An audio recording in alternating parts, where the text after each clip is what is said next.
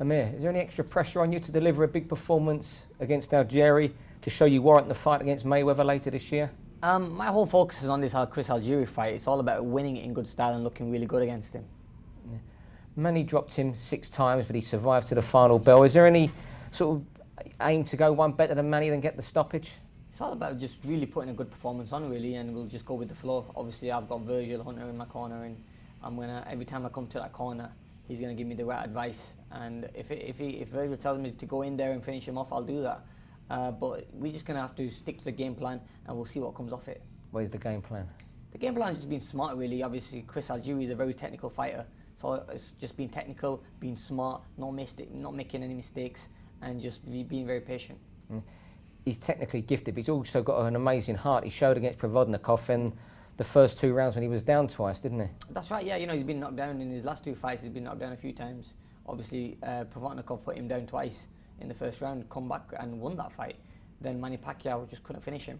You know, had him down a couple of times, but he went the full distance. So we have to say he does have a lot of heart, and he still comes to fight. So obviously he is a dangerous opponent who's always going to be there in front of you. I mean, you're a very quick starter. You got Medina out, nearly got him out in the first round. Do you think if you got the stoppage, it would be early? I mean, I'm not going to go in there looking for the stoppage, but obviously, I think it could happen early. I mean, we're just going to be in front of him, and I'm going to be dangerous in front of him from the first round till the last round, so he's going to have to be careful.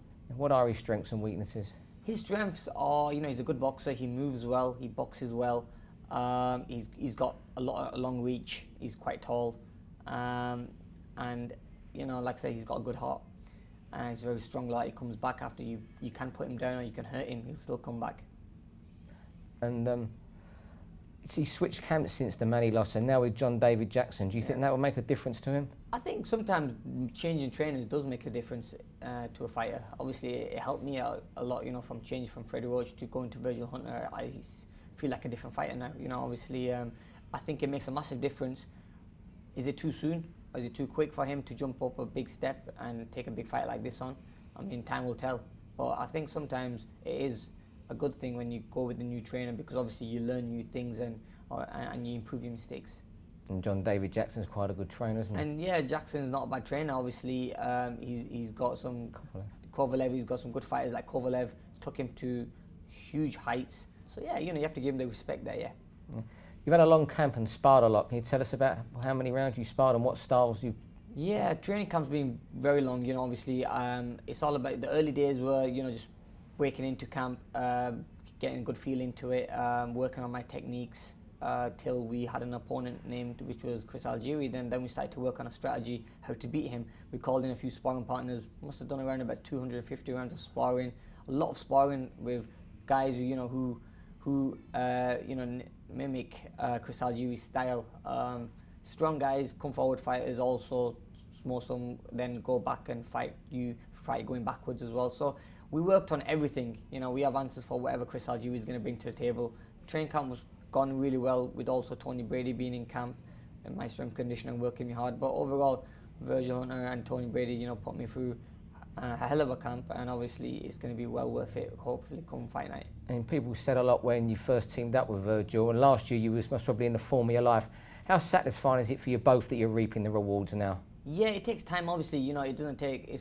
You never really get success overnight. Obviously, it takes time for you to gel, to get used to the game plan Virgil is going to give me, and now it's kind of coming. The more time I'm spending in the gym, it's getting more comfortable for me to do. I'm understanding what he's telling me to do, and it's not only about just Virgil telling me to do something. It's about understanding what you have to do, and and also working on the defensive side of boxing. So I feel like an all-round fighter. I'm getting better and better as fights go on. And you know, the more time I spend in the gym, in training camp with Virgil in San Francisco, I think is making a massive difference in my style. When you was out at the Manny Pacquiao Mayweather fight, we know a lot of Floyd's fans were saying they want you to fight. Did anyone from the Mayweather camp, like Leonard Ellerby, say anything to you? Or? I saw Leonard after the fight, and obviously he said hello to me and stuff, and he had that cheeky smile on his face, and I said, look, we'd love to fight you one day. Obviously, you know, I didn't really, I smiled back, and obviously I was very respectful back and congratulated him on the good performance that Mayweather had. But I'm not going to really let it get to me in any way. I'm going to get past this fight first against Chris Algieri, because this fight is a dangerous fight for me. You know, if I don't get past this fight in good style or even win it, then I might as well just forget about the big fights. There's a lot of pressure on me in this fight. I have to stay focused. I can't look at the Mayweather fights and the Pacquiao fights that are out there for me. I have to focus on this fight. And if I look past it, like I said, then big fights might never be there again. So I'm 100% focused on Chris Algieri. I have to make sure I get past this one, and then we'll sit down around the table and see where we go from there. Could a big performance scare Floyd off? I mean, Floyd's a great fighter. Obviously, he's beating with the best fighters around the world, beating the best fighters, and you know, not going to disrespect him by saying that he's going to get scared of. I don't think he'll ever get scared. I mean, us fighters, we never get scared of anyone. But I mean, I don't know. I mean, my last performance against Devin Alexander was such a good performance. Maybe he thought twice about maybe thinking, should I fight Amir or not? But obviously, he got the big fight against Pacquiao, which the world wanted to see. So, I mean, time will tell. We'll see what happens after the fight. You've got great memories in New York City. The Malignaggi fight, part of your wedding celebrations was here. So is it going to be another special night for you on Saturday? Yeah, I've got like a 100% record against all New York fighters from the amateur days and professional days. Like I said, like you said, I had my wedding here also.